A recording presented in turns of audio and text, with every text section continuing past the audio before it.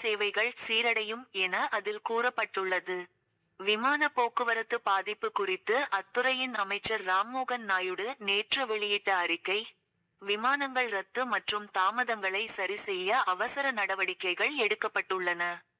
டி.ஜி.சி.ஏ விமானி மற்றும் பிற விமான ஊழியர்களுக்கான புதிய பணி விதிகள் உடனடியாக நிறுத்தப்பட்டுள்ளன.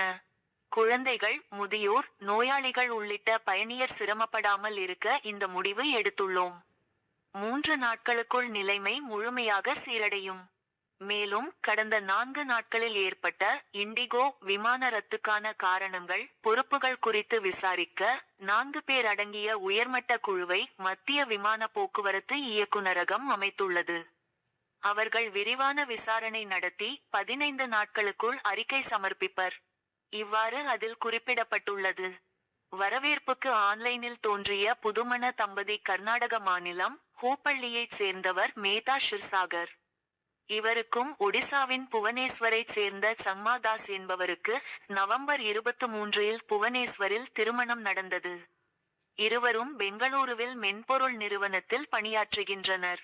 அவர்களின் திருமண வரவேற்பு மணப்பெண்ணின் சொந்த ஊரான ஹூப்பள்ளியில் நேற்று முன்தினம் ஏற்பாடு செய்யப்பட்டிருந்தது. இதில் பங்கேற்க அவர்கள் புவனேஸ்வரில் இருந்து பெங்களூருவுக்கு விமான டிக்கெட் பதிவு செய்திருந்தனர்.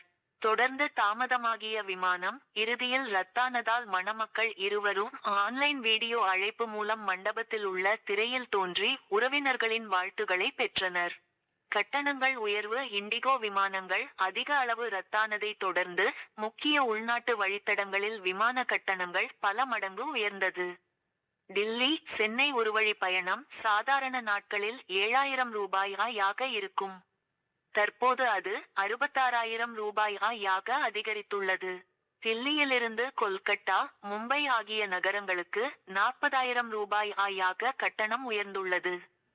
ஏர் இந்தியா சென்னை கோவை கட்டணம் ரூபாய் 60,000. சென்னை திருச்சி மும்பை பெங்களூரு வழியாக 36 நேரம் பயணம் செய்து திருச்சி செல்ல கட்டணம் ரூபாய் 40,000. ஸ்பைஸ் ஜெட் சென்னை கொச்சி கட்டணம் ரூபாய் 27,000.